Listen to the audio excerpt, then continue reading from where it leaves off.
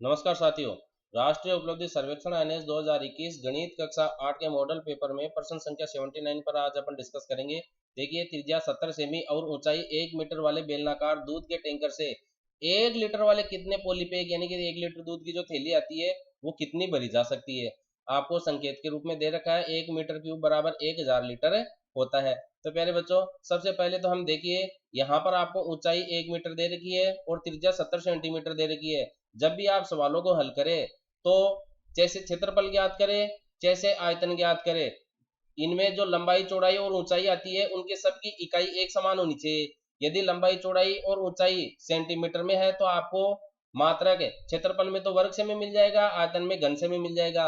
लेकिन जैसे लंबाई तो आपको दे रखी है 10 सेंटीमीटर और चौड़ाई आपको दे रखी है 2 मीटर। तो देखिए, ये सेंटीमीटर में है, ये मीटर में है, तो आप 10 को 2 से गुणा करके फिर इसका मात्रक क्या लिखेंगे, वर्ग सेमी लिखेंगे या वर्ग मीटर।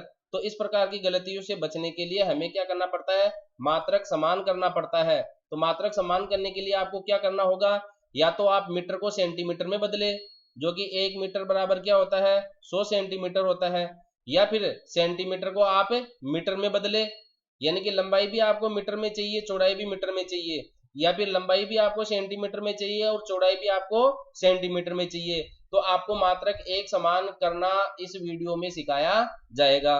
तो देखिए, हम त्रिज्या 70 सेंटीमीटर लेके ऊंचाई 1 मीटर लेके सबसे पहले तो जो बेलनाकार दूध का टैंकर है उसका आयतन ज्ञात करेंगे।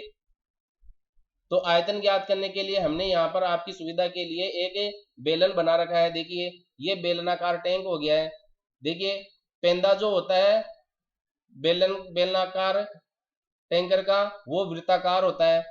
जो टैंकर होता है उसको आप देखो कुछ इस तरीके से भी देख सकते हैं। दोबारा दिखा दूं मैं आपको।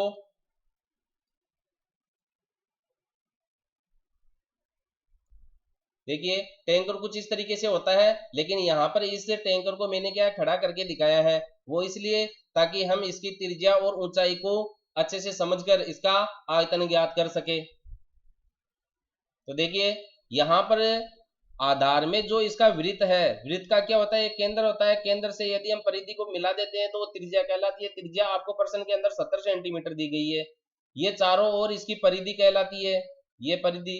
तो परिधि का रूप के लिए जो चारों ओर का जो घेरा है परिधि का, वो किस प्रकार की आकृति बन रही है, एक वृत्त की आकृति बन रही है। जब भी हम आयतन ज्ञात करते हैं तो आयतन ज्ञात करने के लिए हम आधार के क्षेत्रफल को, आधार जो भी आपकी आकृति है उसमें उसका जो आधार का क्षेत्रफल है उसको हम ऊंचाई से गुणा कर देते हैं, तो हमें आयतन प्राप्त हो जाता है उस आकृति का। तो आधार यहाँ पर देखिए एक वृत्त है, तो हम सबसे पहले तो क्या ज्ञात करेंगे, वृत्त का क्षेत्रफल ज्ञात करेंगे। वृत्त का क्षेत्रफल को हम किससे गुणा करेंगे, इसकी ऊंचाई से। और इस बेलन की ऊंचाई आपको कितनी दी गई है प्रश्न के अंदर, 1 मीटर दी गई है। 1 मीटर लंबाई या 1 मीटर ऊंचाई का। अब देखिए, वृत्त का जो क्षेत्रफल का सूत्र होता है वह पाई गुणा आर स्क्वायर होता है, और साथ में देखिए इसकी ऊंचाई है, आप ऊंचाई को ऐसे लिख सकते हैं। अब इस सवाल में जो आपको आर स्क्वायर नजर आ रहा है वह आर क्या है, इस वृत्त की त्रिज्या है।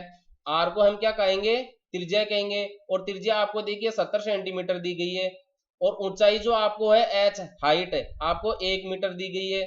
तो देखिए, जब इस सवाल में हम आयतन ज्ञात करेंगे तो आर की जगह अपन 70 सेंटीमीटर रखेंगे और ऊंचाई की जगह 1 मीटर। तो जब आप सेंटीमीटर और मीटर दोनों गुणा हो रहे हैं सवाल के अंदर, इसका मतलब यहां हमें यह ध्यान रखना है कि हम मात्रक को समान बनाए। तो या तो आप सेंटीमीटर को मीटर में बदले या मीटर को सेंटीमीटर में बदले। तो प्रश्न की प्रकृति पर निर्भर करता है ये चीज। देखिए, आपको सवाल जो है लीटर में पूछा जा रहा है, यानी कि मीटर को लीटर में और बदलेंगे अपन लास्ट में, इसलिए हमें मीटर में आंसर लेना है, तो सेंटीमीटर को हम मीटर में बदलेंगे। तो देखिए, सेंटीमीटर में कौन है, यहाँ पर त्रिज्या है। अब हम जानते हैं कि जो 1 मीटर है, याद रखना आप इन चीजों को, 100 सेंटीमीटर के बराबर होता है। सेंटीमीटर में बदलने के लिए हम इस 100 को क्या है, इधर दाहिने पक्ष में हस्तांतरण कर देते हैं। तो ये आपको मिल गया 1 मीटर बट्टे 100, और इधर 100 की जगह क्या बच गया, केवल 1 सेंटीमीटर बच गया है। हम इस 100 सेंटीमीटर को क्या लिख सकते हैं, 100 गुणा 1 सेंटीमीटर लिख सकते हैं। तो 100 तो आपका बाएं पक्ष में आ गया और इधर 1 सेंटीमीटर बच गया। 100 को 1 से गुणा करेंगे तो अपने को 100 ही दोबारा मिल जाता है। इस 100 को दोबारा इधर लेके आ जाएंगे तो 100 गुणा 1 का मतलब 100 सेंटीमीटर बच जाता है। इसलिए हम इसको इस रूप में बदलकर लिख सकते हैं। अब देखिए आप 1 सेंटीमीटर की जगह क्या लिख सकते हैं, 1 मीटर बटा 100 लिख सकते हैं। ये मात्रक को बदलना सीख रहे हैं आप। तो अब हम त्रिज्या के अंदर जो आपको 70 सेंटीमीटर दी गई है, तो 70 को भी अपन क्या लिख सकते हैं, 70 गुणा 1, क्योंकि 70 को 1 से गुणा करेंगे तो दोबारा 70 प्राप्त हो जाएगा। अब 1 सेंटीमीटर की जगह हम क्या लिख सकते हैं, 1 मीटर बटा 100। तो 70 को आप 1 मीटर बटा 100 से गुणा कर दे। अब 70 गुणा 1 तो आपका 70 हो गया, 70 में 100 का भाग लगा दीजिए। तो 70 में 100 का भाग लगा देंगे, एक बिंदी से एक बिंदी कट गई। अब साथ में आप 10 का भाग लगाते हैं तो देखिए छोटी संख्या में भाग जाएगा नहीं, तो 70 हो गया। दशमलव लगा देंगे, घटा देंगे 0, 7 बार गया तो 0.7, यानी कि जो आपकी त्रिज्या का मान है वह 0.7 मीटर प्राप्त हो रहा है। जो 70 सेंटीमीटर था वह मीटर में 0.7 मीटर होता है। इसलिए अब हम यहां r का मान क्या रखेंगे, 0.7 मीटर रखेंगे। अब देखिए हम वृत्त का क्षेत्रफल पाई r स्क्वायर होता है और गुणा ऊंचाई से गुणा कर देंगे तो आयतन प्राप्त हो जाएगा। r का मान हम 0.7 रख देंगे। क्षेत्रफल का मात्रक है, देखिए अगर आपको इकाई सेंटीमीटर में दे रखी है तो वर्ग सेमी लिखेंगे, और अगर मीटर में दे रखी है तो वर्ग मीटर लिखेंगे। हमने यहाँ पर त्रिज्या का मान मीटर में ज्ञात कर लिया, इसलिए हम यहाँ पर मीटर स्क्वायर रख देंगे। ऊंचाई आपकी 1 मीटर है तो ये ऊंचाई की जगह 1 मीटर, और r का मान 0.7 है और इसकी घात 2 लगी है, इसलिए अपन 0.7 की भी घात कितनी लगा देते हैं, 2। पाई का मान पहले बच्चों याद रखना हमेशा 22/7 होता है, और इसको भाग लगाते हैं तो 3.14 दशमलव के 2 स्थान तक। अब हम 0.7 के ऊपर घात 2 है, तो हमने देखा है जब x के ऊपर घात 2 होती है तो x को अपन 2 बार गुणा करके लिखते हैं। 0.7 पर भी घात 2 है तो 0.7 गुणा 0.7, और ये 1 मीटर आ गया। अब आगे देखते हैं हम, जो 0.7 है यदि हम उसको 10 से गुणा कर लेते हैं तो यह 7 प्राप्त हो जाता है। देखिए 7.7 को यदि आप 10 से गुणा करते हैं, 10 गुणा 0.7, 7 को 0 से 0, 7 एकम 7, एक दशमलव पर एक अंक पर दशमलव दे रखा है तो इसलिए एक अंक पर दशमलव लगा देते हैं, देखिए 7 प्राप्त हो रहा है। इसका मतलब यदि हम 7 में 10 का भाग लगाते हैं तो अपने को कितना मिलेगा, 0.7 मिलेगा, यानी कि 0.7 को हम 7/10 लिख सकते हैं। आप 7 में 10 का भाग लगाना, आपको 0.7 मिल जाएगा। इसलिए इस 0.7 को भी हमने क्या किया, 7/10 लिख दिया। अब देखिए 7 से तो 7 कट गया, और ये 22 गुणा 7/10 गुणा 10 का मतलब 100, और ये मीटर स्क्वायर इसका मात्रक चल रहा है क्षेत्रफल का। क्षेत्रफल काय का भी हो, जैसे वृत्त का हो, जैसे वर्ग का हो, जैसे त्रिभुज का हो, जैसे आयत का हो, सभी का क्षेत्रफल जो है आप वर्ग मीटर में ज्ञात करते हैं या वर्ग सेमी में ज्ञात करते हैं, जो भी आपको इकाई दी गई है। और बहुत अधिक बड़ा क्षेत्रफल है तो हम वर्ग किलोमीटर भी लिखते हैं। तो देखिए 22 को 7 से गुणा करेंगे, 154/100 प्राप्त हो गया। अब 100 का भाग लगाएंगे 154 में, तो ये देखिए आपको 2 बिंदी नीचे दे रखी है, तो दाहिनी तरफ से 2 अंकों पर दशमलव लग जाता है, तो 1.54। आप 154 में भाग लगा के देखिएगा 100 का, तो देखिए 100 एकम 100, आपका 54 शेषफल रह गया, फिर भाग जाएगा नहीं 0, 100 में 5 का भाग जाएगा 500, तो ये 0.40 शेष रह गया, फिर एक भाग फूट की शून्य, तो ये 4, तो देखिए 1.54 इसका मान आ जाता है। मीटर स्क्वायर गुणा मीटर, आधार समान होती है, घातें जुड़ जाती है, तो 2 घात इसकी 1 घात इसकी, तो मीटर की घात 3, तो 1.54 मीटर क्यूब अपने को इसका आयतन मिल गया है। किसका, 1 मीटर ऊंचाई का जो टैंकर है और 70 सेंटीमीटर त्रिज्या, यानी कि 0.7 मीटर त्रिज्या के बेलनाकार टैंकर का। अब सवाल में अपने को देखो क्या दे रखा है, 1 मीटर क्यूब बराबर 1000 लीटर है, तो देखिए आपको यहां पर ये मीटर क्यूब प्राप्त हो रहा है, यानी कि 1.54 को हम 1 मीटर क्यूब भी लिख सकते हैं, क्योंकि 1.54 को आप 1 से गुणा करेंगे तो दोबारा वही प्राप्त होगा। अब मीटर क्यूब की जगह आप 1000 लीटर लिख दीजिए प्रश्न के अनुसार, गुणा 1000 लीटर। लीटर क्यों लिख रहे हैं, क्योंकि जो थैली आती है दूध की वो लीटर में आती है। अब 1000 से इसको गुणा करेंगे तो 3 शून्य से गुणा कर रहे हैं तो 3 अंक दशमलव जो है 3 अंक दाहिनी तरफ खिसक जाता है, तो 1 दशमलव हट जाएगा यहां से, 540, 1 अंक आगे है नहीं, तो अब यहां पर अपन दशमलव लगाएंगे।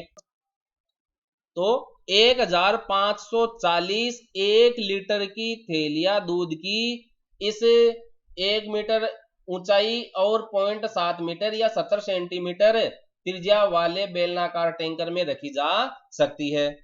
आप इसका दोबारा ये भी पता लगा सकते हैं कि 1.54 को 1000 से गुणा करते हैं तो क्या वास्तव में 1540 आता है या नहीं। तो देखिए मैं गुणा करके आपको दिखा देता हूं। यहाँ पर अपने को कहीं पर भी घबराने की आवश्यकता नहीं है, पूरी चीजों को अपन सीखते हुए चलेंगे, क्योंकि हर क्षेत्र के लोग बच्चे जो होते हैं कुछ होशियार होते हैं, कुछ कमजोर होते हैं। तो उन बच्चों को जिन्होंने अभी तक ये नहीं सीखा उनके लिए ये क्लास बहुत ही लाभदायक है। हम इसको 1000 से गुणा करने जा रहे हैं, 1000 को 1.54 से गुणा करने जा रहे हैं। देखिएगा अब मैं इसको थोड़ा सा मिटा देता हूं इधर। अब 4 को सबसे पहले गुणा करेंगे 1000 से, तो 4 को 0 से गुणा करेंगे 0, 4 को 0 से गुणा करेंगे 0, 4 को 0 से गुणा करेंगे 0, और फिर 4 को 1 से गुणा करेंगे 4। इकाई के अंक को गुणा कर लिया है इसलिए अपन इकाई स्थान को खाली छोड़ देंगे। अब दहाई स्थान से गुणा करेंगे 5 दहाई स्थान पर है इसलिए दहाई स्थान पर इसके गुणनफल को लिखेंगे। 5 को 0 से गुणा किया 0, 5 को इस 0 से गुणा किया 0, 5 को इस 0 से गुणा किया 0, फिर 5 को 1 से गुणा करेंगे 5। अब अपन सैकड़े के स्थान को गुणा करेंगे इसलिए इकाई दहाई सैकड़े के स्थान पर अपन संख्या लिखेंगे और इकाई और दहाई स्थान को खाली छोड़ेंगे। तो देखिए 1 को 0 से गुणा करेंगे 0, 1 को फिर 0 से गुणा करेंगे 0, 1 को फिर 0 से गुणा करेंगे 0, 1 को 1 से गुणा करेंगे 1। अब अपन इसका योगफल कर लेते हैं। ये सब खाली है इसका मतलब 0 है, ये 0 जोड़ेंगे तो इसको जोड़ेंगे तो 0, ये 4 आ गया, ये 5 आ गया और ये 1 आ गया। अब दशमलव की संख्याओं का गुणा करते हैं तो हम सबसे पहले यही बात ध्यान रखते हैं कि दशमलव दो ऊपर वाली संख्या में और नीचे वाली संख्या में कुल कितने स्थानों पर है। तो देखिए 1 और 2 स्थान के बाद में दशमलव है, तो हम जो योगफल किया हमने गुणनफल की संख्याओं का उसमें 2 स्थानों के बाद में दशमलव लगाएंगे। तो ये 1 और ये 2 यहां दशमलव लगा देंगे। तो देखिए अपने को 1540 प्राप्त हुआ है जो मैंने डायरेक्ट भी लिखकर आपको बताया है। देखिए अब एक बात और याद रखना, जब भी आप दशमलव की संख्या को किसी शून्य वाली संख्या से गुणा करते हैं तो दशमलव दाहिनी तरफ खिसक जाता है, जितने शून्य होंगे उतने अंक। तो देखिए 1 शून्य से गुणा कर रहे हैं तो 1 अंक इधर खिसक जाएगा, तो ये इधर है तो 1 अंक के आगे जंप लगा देगा यानी कि 5.0 हो गया। तो 0.5 को 10 से गुणा करेंगे तो 5 मिलेगा। और जब आप किसी संख्या में भाग लगाते हैं शून्य वाली संख्या से, तो देखिए 1 शून्य है तो भाग लगाने पर दशमलव दाहिनी तरफ बाईं तरफ खिसकता है, भाग लगाने पर लेफ्ट हैंड साइड में खिसकता है और गुणा करने पर राइट हैंड साइड में यानी कि दाहिनी तरफ खिसकता है। तो दशमलव कितने स्थान पर लगेगा, 1 शून्य है तो 1 स्थान पर, तो बाईं तरफ 1 स्थान गिन लो 1, तो ये 0.3 हो जाएगा। अब यही भाग अगर 145 में अपन 100 का लगाते तो 2 शून्य है तो 2 अंक बाईं तरफ गिनकर दशमलव लगा दीजिए, 1 2 तो 1.45। अब आप 145 में वैसे भी 100 का भाग लगाकर भाग टूट की शून्य लगाकर इसका हल प्राप्त कर सकते हैं। तो प्यारे बच्चों इस प्रकार आज के क्वेश्चन में हमने जो एक टैंकर होता है बेलनाकार उसका आयतन ज्ञात किया और उसके अंदर कितनी दूध की थैलियां रख सकते हैं उसको ज्ञात किया। इसके साथ ही हमने इसके आयतन का सूत्र देखा है, वृत्त का क्षेत्रफल गुणा ऊंचाई, ऊंचाई को अपन हाइट बोलते हैं, HEIGHT, हाइट से लेते हैं h, तो ऊंचाई को अपन यहाँ पर h भी लिख सकते हैं। तो कुल मिलाकर यहाँ पर बेलन का जो आयतन है, बेलन का जो आयतन है उसका सूत्र देखिए क्या निकल कर आया है, पाई आर स्क्वायर h। और आयतन को आप मीटर क्यूब में लिखते हैं इसलिए मात्रक तो सेंटीमीटर भी हो सकता है, मीटर भी हो सकता है, किलोमीटर भी हो सकता है। तो हम इस चीज को घन इकाई के रूप में लिखते हैं, घन इकाई। अब इकाई आपकी सेंटीमीटर है तो घन सेमी आ जाएगा, मीटर है तो घन मीटर आ जाएगा और किलोमीटर है तो घन किलोमीटर आ जाएगा। तो याद रखिएगा वृत्त का आयतन का सूत्र जो है पाई आर स्क्वायर एच होता है। उसके बाद में हमने देखिए इसकी त्रिज्या का मान जो है सेंटीमीटर में है और ऊंचाई का जो मान है वह मीटर में है। तो मात्रक भी हमने एक समान करना सीखा है, सेंटीमीटर को मीटर में कैसे बदलते हैं, मीटर को सेंटीमीटर में कैसे बदलते हैं। मीटर को सेंटीमीटर में बदलना है तो 1 मीटर की जगह 100 सेंटीमीटर लिखेंगे, और अगर सेंटीमीटर में बदलना है मीटर को तो 1 सेंटीमीटर की जगह अपन 1 मीटर बटा 100 सेंटीमीटर 100 लिखेंगे, 1 मीटर बटा 100। 1 सेंटीमीटर की जगह कितना लिखेंगे, 1 मीटर बटे 100। तो इसके साथ ही आपने मात्रक समान करना सीखा है, और फिर पाई का मान 22/7 होता है, और इसको हल करने के तरीके के साथ हमने जाना है कि 1 मीटर क्यूब जो होता है वह 1000 लीटर के बराबर होता है। 1 मीटर क्यूब जो होता है 1000 लीटर के बराबर होता है। इस चीज को भी आप याद रखिएगा, ये क्वेश्चन भी सीधा सीधा आपको एनएस की परीक्षा में पूछा जा सकता है। और 1 मीटर बराबर 100 सेंटीमीटर होता है, इसको भी आप याद रखिएगा। तो बहुत सारी चीजें याद रखी जाती है, उसके बावजूद बाद ही हम सवालों को हल कर सकते हैं। तो इस वीडियो में इतना ही, अगले वीडियो में हम अगले सवाल के हल को लेकर आएंगे। अगर इसी सवाल को, जो सवाल मैं आपको हल करवा रहा हूं उसके जैसा दूसरा सवाल यदि आपको उपलब्ध नहीं होता है, कहीं किताब में नहीं मिलता है, तो प्यारे बच्चों आप एक कोशिश करना, जो सवाल मैंने आपको समझाया है उसी सवाल को आप बिना देखे हल करने का प्रयास करना। और याद रहे, जोड़ बाकी गुणा भाग आप जितना ज्यादा हाथ से करेंगे इन सवालों को हल करने में उतना ही आपको आसानी होगी, क्योंकि गणित में जोड़ बाकी गुणा भाग करना ही एक गणित है, और नई बात कुछ भी नहीं है। सूत्र याद रखो और जोड़ बाकी गुणा भाग करो। वीडियो अच्छा लगे अपने दोस्तों में शेयर जरूर करें, और हमेशा याद रखें, गणित जादू है, math is a game, play it with practice. धन्यवाद।